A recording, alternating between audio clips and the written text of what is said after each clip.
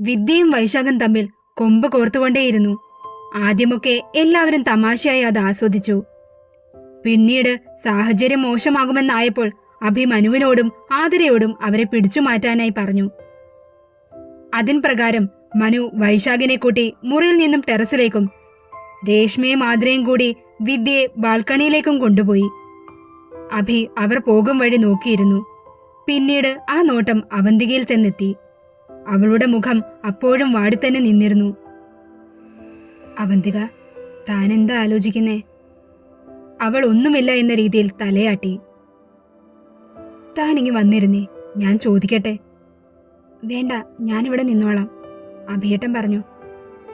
എന്റെ കാല് വയ്യാത്തത് കൊണ്ടാ, ഇല്ലെങ്കിൽ ഞാൻ തൻ്റെ അടുത്ത് വന്ന് നിന്നേനെ. വേണ്ട, എഴുന്നേൽക്കണ്ട, ഞാനിവിടെ നിന്നോളാം. അവന്തിക ഇരിക്കാൻ കൂട്ടാക്കാത്തത് കൊണ്ട് അഭി എഴുന്നേൽക്കാൻ തുനിഞ്ഞു. പക്ഷേ അവന്തിക അവനെ തടഞ്ഞുകൊണ്ട് അവളും അവന്റെ അരികിലായിരുന്നു. എന്താ പ്രശ്നം?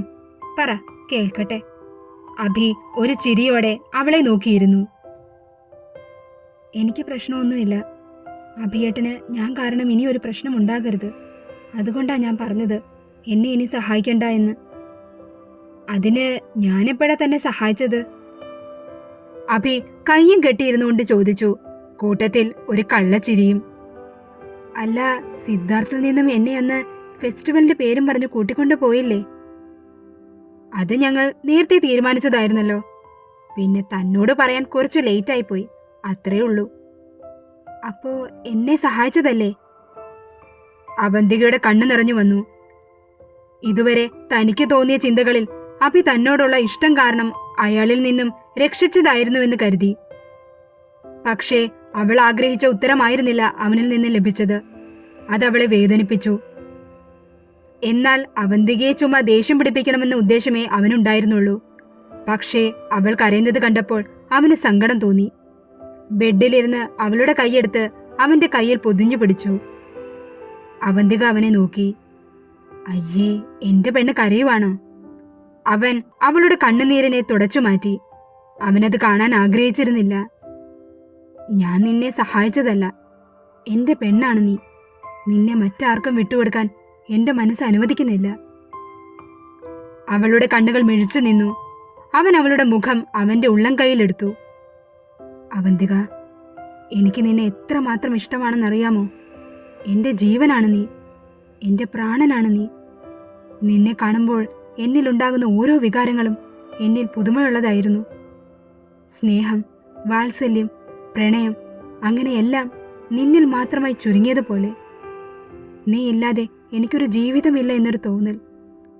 അത്രമാത്രം ഞാൻ നിന്നിലേക്ക് അലിഞ്ഞു ചേർന്നു എൻ്റെ പെണ്ണെ. എനിക്കറിയാം നിനക്കും ഇപ്പൊ എന്നോട് ഇതേ ഫീലിങ്സ് ആണെന്ന്.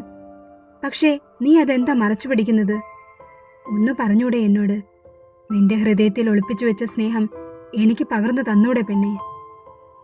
അവൾ കേൾക്കാൻ കൊതിച്ച വാക്കുകൾ വീണ്ടും വീണ്ടും അവന്റെ സ്വരം അവളുടെ കാതുകളിലൂടെ ഒഴുകിയിറങ്ങി. അവന്റെ പ്രണയത്തിൽ അലിഞ്ഞു ചേരാൻ അവൾക്കും കൊതി തോന്നി.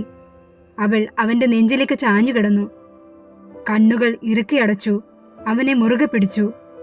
അഭി അതൊട്ടും പ്രതീക്ഷിച്ചിരുന്നില്ല. അവൻ അവളുടെ നെറുകയിലൂടെ തലോടി. അവളെ ചേർത്ത് പിടിച്ചു. അവനിൽ ചേർന്ന് നിൽക്കുമ്പോൾ വല്ലാത്തൊരു സുരക്ഷിതത്വം അവൾക്ക് തോന്നി. അവളുടെ മനസ്സും ശരീരവും ഒരുപോലെ ശാന്തമായി. അവനിൽ നിന്നും അകന്നു മാറാൻ പോലും അവൾ ആഗ്രഹിച്ചിരുന്നില്ല. അത്രമേൽ അവൻ അവൾക്ക് പ്രിയപ്പെട്ടതായി മാറിയിരുന്നു. അഭിയുടെ അവസ്ഥയും മറിച്ചായിരുന്നില്ല. ഒരു കൊച്ചുകുട്ടിയെപ്പോലെ തന്റെ മാറോട് ചാഞ്ഞു കിടക്കുന്നവളെ അടർത്തി മാറ്റാൻ അവന് സാധിച്ചിരുന്നില്ല. അവനിൽ ആ നിമിഷം ഒരച്ഛന്റെ വാത്സല്യവും സഹോദരന്റെ കരുതലും സ്നേഹിതന്റെ പ്രണയവും ഒരുപോലെ ആവിർഭവിച്ചു. ഏറെ നേരം അവർ ഇരുവരും വിട്ടുപിരിയാനാവാത്ത വിധം അങ്ങനെയിരുന്നു. പെട്ടെന്ന് അവന്തികയുടെ മനസ്സിൽ സിദ്ധാർത്ഥിന്റെ മുഖം മിന്നിമാഞ്ഞു.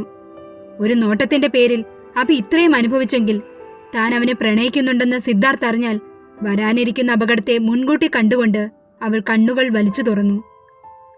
അഭിയുടെ നെഞ്ചിൽ നിന്നും അവൾ അടർന്നു മാറി. വേണ്ട അഭിയേട്ട, എന്നെ സ്നേഹിക്കുന്നതുകൊണ്ട് അഭിയേട്ടന് നിരാശ മാത്രമേ ഉണ്ടാകൂ. സിദ്ധാർത്ഥിൽ നിന്നും എനിക്കൊരു മോചനം ഉണ്ടാവില്ല. മാത്രമല്ല അയാൾ അഭിയേട്ടനെ വേണ്ട, ഒന്നും വേണ്ട എനിക്ക്. പക്ഷേ അഭി അവളെ ആശ്വസിപ്പിച്ചു. ഒന്നും ഉണ്ടാവില്ല അവന്തിക, അതൊക്കെ നമുക്ക് പിന്നെ നോക്കാം. ഇപ്പോ എന്റെ ചോദ്യത്തിനുള്ള ഉത്തരം താ. ഇനിയും എന്നെ നിരാശനാക്കല്ലേ. നിന്റെ സ്നേഹം മറച്ചു വെക്കാതെ പറഞ്ഞൂടെ എന്നോട്? അവന്റെ കണ്ണുകളിലെ പ്രണയമാർന്ന നോട്ടത്തെ നേരിടാനുള്ള ശേഷി അവൾക്കില്ലായിരുന്നു. അവൾ അവനിൽ നിന്നും തിരിഞ്ഞു നിന്നു. ഇല്ല അഭിയേട്ടാ, എല്ലാം അറിഞ്ഞുകൊണ്ട് എങ്ങനെയാ ഞാൻ? സിദ്ധാർത്ഥ്, അയാൾ വെറുതെ ഇരിക്കില്ല. നീ ധൈര്യമായിരിക്കെ. ഇനി എന്തൊക്കെ പറഞ്ഞാലും നിന്നെ ആർക്കും ഞാൻ വിട്ടുകൊടുക്കില്ല. നിന്റെ സമ്മതമില്ലാതെ ആരും നിന്നെ ഒന്നും ചെയ്യില്ല. പക്ഷേ അവൾ അത് കേൾക്കാൻ കൂട്ടാക്കിയില്ല. അഭി മറ്റെന്തെങ്കിലും പറയുന്നതിന് മുൻപ് അവൾ പുറത്തേക്കിറങ്ങാൻ പോയതും ആതിരയും വിദ്യയും രേഷ്മയും അവിടേക്കെത്തി. നീ എവിടെ പോവുക? അല്ല, എന്തുപറ്റി? നീ കരഞ്ഞോ? രേഷ്മ അവന്തികയുടെ തോളിൽ ചേർത്ത് പിടിച്ചുകൊണ്ട് ചോദിച്ചു. ഏയ്, ഒന്നുമില്ല, നമുക്ക് പോകാം. ചേച്ചി, ഞങ്ങളെ ബസ് സ്റ്റോപ്പിൽ വരെ ഒന്ന് കൊണ്ടാക്കാമോ? ആതിരയോടായിരുന്നു അവളുടെ ചോദ്യം. അതിനെന്താ, നമുക്ക് പോകാം. നിക്ക്, ഞാൻ അഭിയോടൊന്ന് പറഞ്ഞിട്ട് വരാം. അവർ 3 പേരും അഭിയുടെ അരികിലേക്ക് പോയി. പക്ഷെ അവന്തിക മുറിക്ക് പുറത്തു തന്നെയായിരുന്നു. അവർ അഭിയോട് യാത്ര ചോദിച്ചതിനു ശേഷം താഴേക്ക് പോയി അനുശ്രീയോടും യാത്ര ചോദിച്ചു. ആതിരയും വിദ്യയും തങ്ങളുടെ സ്കൂട്ടി എടുത്തിറങ്ങിയപ്പോഴാണ് വിദ്യ അത് ശ്രദ്ധിച്ചത്. അവളുടെ സ്കൂട്ടറിന്റെ ബാക്ക് ടയറിൽ എയർ ഒട്ടുമില്ല. ഷേ, ഇവിടെ വരെ വന്നപ്പോൾ കുഴപ്പമില്ലായിരുന്നല്ലോ, ഇനി പഞ്ചർ വല്ലതോ ആണോ? അവൾ ടയറിലൊന്ന് കാലുകൊണ്ട് ചവിട്ടി ദേഷ്യപ്പെട്ടു നിന്നു.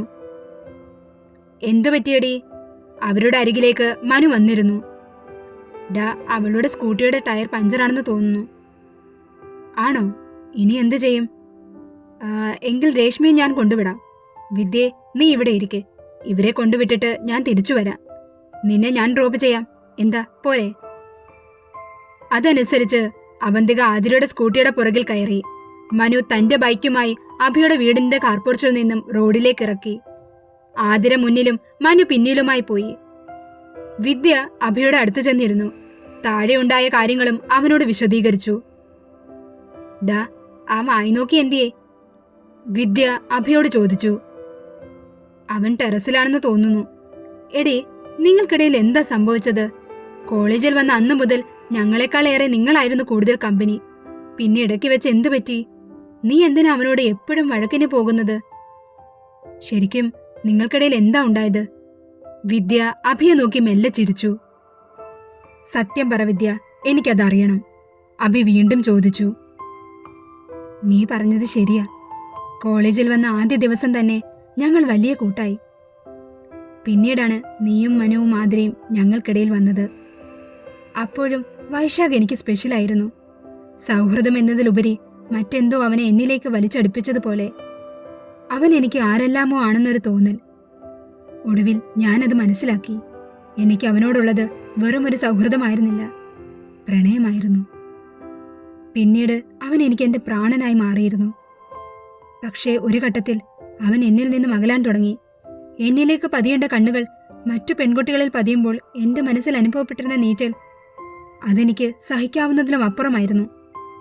ആ നീറ്റലിനെ തണുപ്പിക്കാനും അവനൊന്നും അറിയാതിരിക്കാനും വേണ്ടിയാ ഞാൻ ഇങ്ങനെയൊക്കെ അവനോട് പെരുമാറുന്നത്. അഭിക്ക് വിദ്യയുടെ വാക്കുകൾ വിശ്വസിക്കാൻ കഴിഞ്ഞിരുന്നില്ല. അവൻ അത്ഭുതത്തോടെ അവളെ നോക്കി. എടി, നിനക്കിത് അവനോട് തുറന്നു പറഞ്ഞൂടെ? വേണ്ട അഭി, അവൻ എന്നെ അങ്ങനെ കണ്ടിട്ടില്ല. അത് അവനിൽ നിന്നും കേൾക്കാൻ ഞാൻ ആഗ്രഹിക്കുന്നുമില്ല.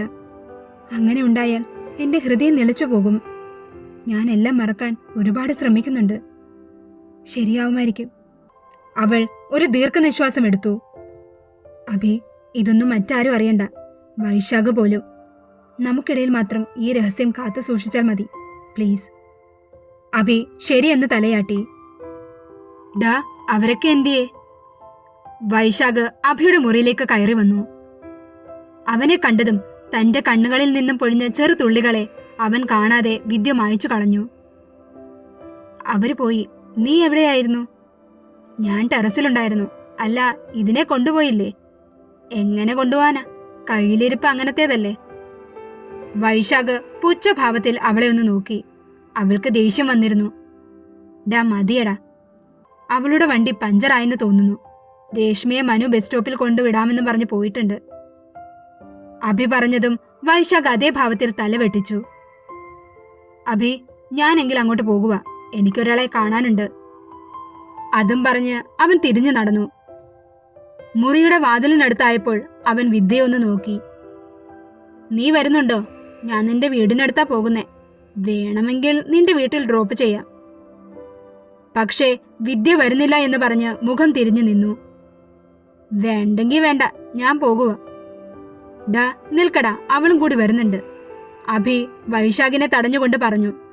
പക്ഷെ വിദ്യ അഭിയെ തുറച്ചു നോക്കി. നീ എന്തിനാ അവനെ തടഞ്ഞേ? അവൻ പോകട്ടെ. ഇവന്റെ കൂടെ പോയാൽ എനിക്കടി ഏത് സൈഡിൽ നിന്നാ കിട്ടുന്നതെന്ന് പറയാൻ പറ്റത്തില്ല.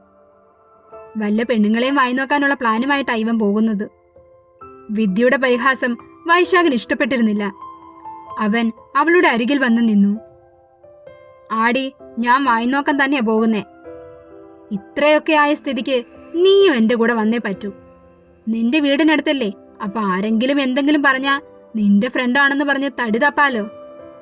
അടി ഷെയർ ചെയ്യാൻ ഒരാളും കൂടി വേണ്ടേ? അതുകൊണ്ട് നീയും വന്നേ പറ്റൂ. വാടി. വൈശാഖ് അവളുടെ കയ്യിൽ പിടിച്ചുകൊണ്ട് താഴേക്ക് പോയി. ഇതെല്ലാം കണ്ടുകൊണ്ട് അഭി ഇരുന്ന് ചിരിക്കുന്നുണ്ടായിരുന്നു. താഴേക്കിറങ്ങി വന്ന വിദ്യ വൈശാഖിന്റെ കൈ തട്ടിമാറ്റി. ഞാൻ വരുന്നില്ലെന്നല്ലേ പറഞ്ഞേ? നീ ഒറ്റയ്ക്കങ്ങ് പോയാ മതി. അങ്ങനെ ഞാൻ ഒറ്റയ്ക്ക് പോകുന്നില്ല. നീയല്ലേ ഞാൻ വായി നോക്കാൻ പോകുന്നുവെന്ന് പറയുന്നത്. അതുകൊണ്ട് നീ വന്നേ പറ്റൂ. ഇല്ലെങ്കിൽ ഞാൻ നിന്നെ അവിടെ മൊത്തം നാറ്റിക്കും. നിന്റെ വീടിനടുത്തുള്ള സകല പെൺകുട്ടികളുടെയും പുറകെ ഞാൻ പോകും. എന്നിട്ട് അവരോട് പറയും, രേഷ്മയാണ് എനിക്ക് നിങ്ങളെപ്പറ്റി പറഞ്ഞു തന്നതെന്ന്. എന്താ, അത് വേണോ? എടാ ദുഷ്ട, ഞാൻ ചെയ്യുമെന്ന് പറഞ്ഞാൽ ചെയ്യും. വേണ്ടെങ്കിൽ വന്ന് വണ്ടിയിൽ കയറ്. വൈശാഖ് തന്റെ ബൈക്ക് എടുത്ത് സ്റ്റാർട്ട് ചെയ്തു. അവൾക്കായി കാത്തു നിന്നു. ചെറിയ കുറുമ്പോടെ പല്ലും കടിച്ചു പിടിച്ചുകൊണ്ട് ഉറഞ്ഞു തുള്ളി വിദ്യ അവന്റെ ബൈക്കിൽ കയറി. അവൻ കണ്ണാടിയിൽ കൂടി ഇതെല്ലാം കാണുന്നുണ്ടായിരുന്നു. വിദ്യ ബൈക്കിൽ കയറിയതും ചെറിയ ചിരിയോടെ അവൻ ബൈക്ക് മുന്നോട്ടെടുത്തു. ആതിര അവന്തികയും കൂട്ടി മുന്നിലൂടെ കടന്നു പോയിരുന്നു. എന്നാൽ മനുവിന്റെ ബൈക്ക് കുറച്ച് സ്ലോ ആക്കിയതും രേഷ്മ അവനെ ഒന്ന് നോക്കി. ഒരു വലിയ മരത്തിന്റെ ചുവട്ടിൽ മനു വണ്ടി ഒതുക്കി. എന്തു പറ്റി മനുവേട്ടാ? രേഷ്മ ബൈക്കിലിരുന്നു കൊണ്ട് തന്നെ മുന്നിലോട്ട് തല ചായച്ചു ചോദിച്ചു. എടോ, താൻ ഒന്ന് ഇറങ്ങിക്കേ. മനു പറഞ്ഞതും രേഷ്മ ബൈക്കിൽ നിന്നും ഇറങ്ങി നിന്നു. അവൻ ബൈക്ക് സ്റ്റാൻഡിൽ വെച്ചുകൊണ്ട് മരത്തിന്റെ ചുവട്ടിൽ ചെന്ന് നിന്നു. രേഷ്മ അവൻ അരികിലായി വന്ന് നിന്നു. എന്തിനാ നമ്മൾ ഇവിടെ ഇറങ്ങിയത്? പോകണ്ടേ? അവരിപ്പോ ബസ് സ്റ്റോപ്പിൽ എത്തിക്കാണും. പോകാം. അതിനു മുന്നേ എനിക്ക് രേഷ്മയോട് ഒരു കാര്യം പറയാനുണ്ട്. അവൾ എന്താണെന്ന ഭാവത്തിൽ അവനെ നോക്കി നിന്നു.